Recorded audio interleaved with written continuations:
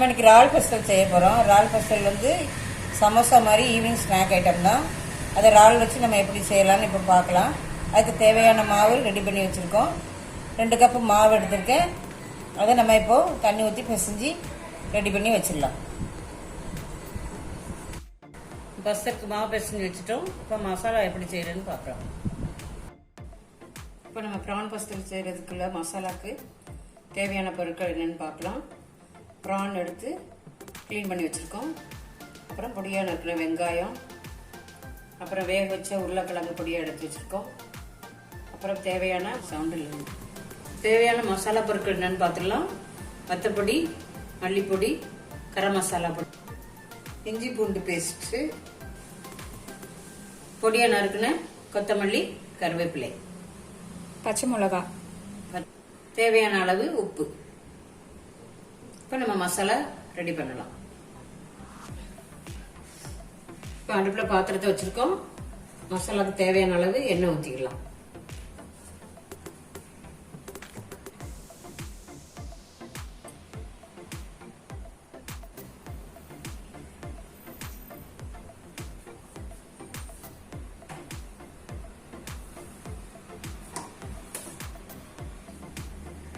இப்போ இஞ்சி பூண்டு பேஸ்ட் போடுவோம்.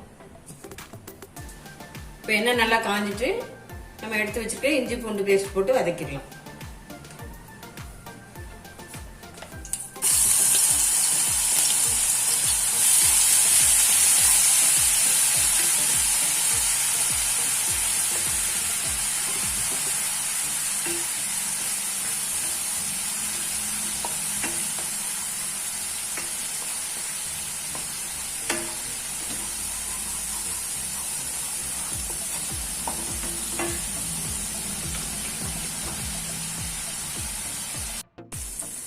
இஞ்சி பூண்டு பேஸ்ட் நல்லா வதங்கிச்சு. இப்போ நம்ம நறுக்கி வச்சுக்கிற வெங்காயத்தை போட்டு வதக்கிடலாம்.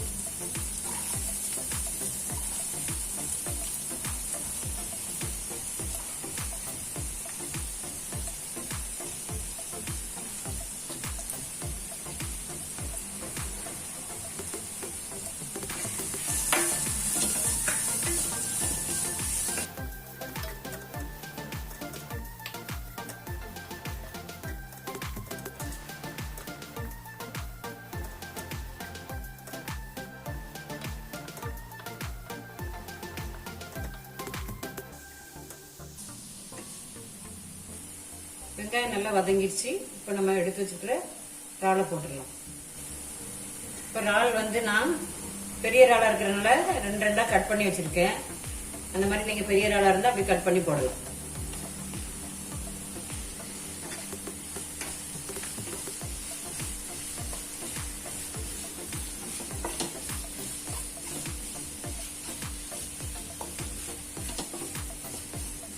இப்போ இறாலை போட்டு ஒரு 2 நிமிஷம் நல்லா வதக்கி விட்டுறோம்.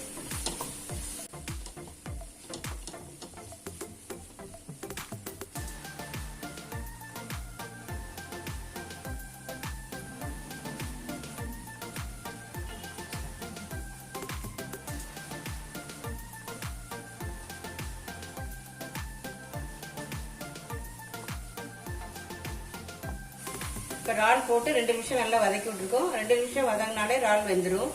அப்புறம் நம்ம தேவையான மசாலாவை சேர்த்துக்கலாம். உங்களுக்கு இறால் ரெசிபி வேணும்னா மேல உள்ள லிங்கை கிளிக் பண்ணுங்க. இப்போ நம்ம மசாலா எடுத்து வச்சுக்க மசாலாவை அதில் சேர்த்துக்கலாம்.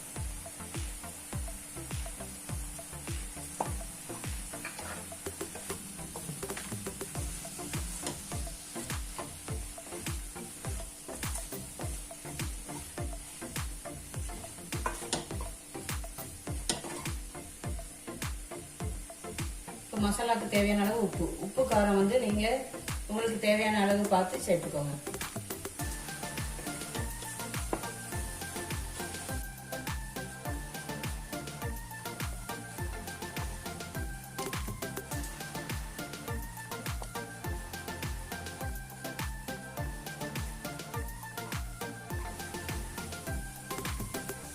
மசாலா பொடியெல்லாம் போட்டு 2 நிமிஷம் நல்லா வதக்கிட்டோம். இப்போ நம்ம எடுத்து வச்சுக்கிற உருளைக்கிழங்க போட்டுடலாம்.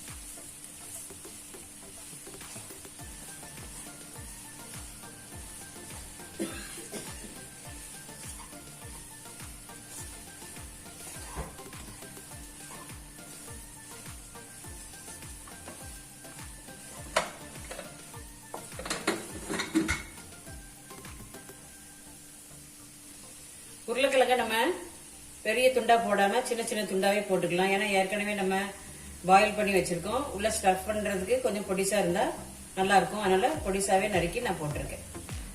உருளைக்கிழங்கு நல்லா மசாலாவோட வதங்கிடுச்சு. இப்ப நம்ம எடுத்து வச்சுக்கிற கொத்தமல்லி கருவேப்பிலை போட்டு இறக்கிடலாம்.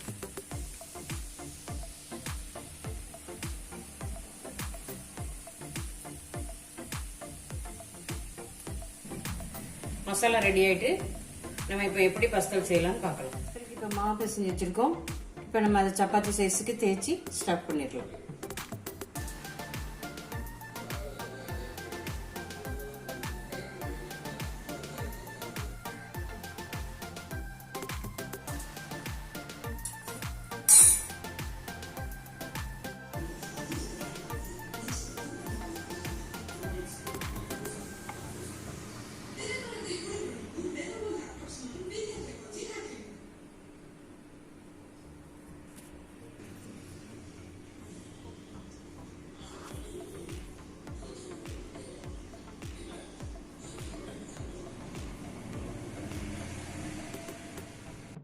இப்போ எல்லா பஸ்தலும் ஸ்டஃப் பண்ணி ரெடி பண்ணி வச்சுட்டோம். இப்போ எண்ணெயில போட்டு பொரிச்சு எடுத்துடலாம். இப்போ எண்ணெய் நல்லா காஞ்சிருச்சு. நம்ம இப்போ ரெடி பண்ணி வச்சுக்கிற பஸ்தலை ஒன்று ஒன்றா போட்டு பொரிச்சு எடுத்துடலாம்.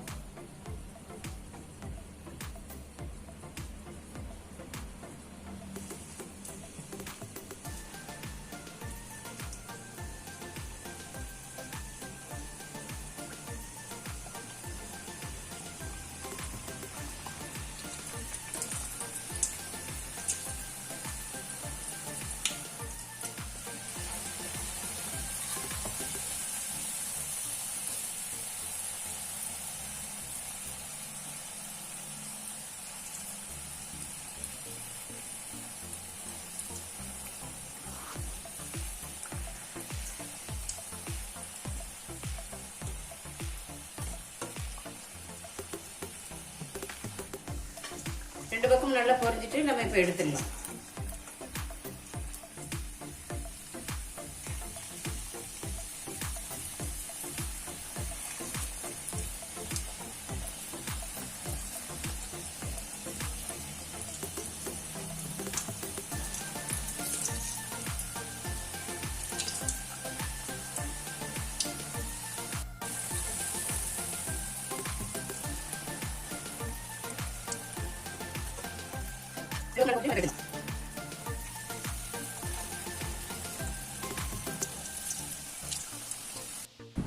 ரால் பஸ்தல் ரெடி ஆயிட்டு நீங்களும் இதே மாதிரி ட்ரை பண்ணி பாருங்க.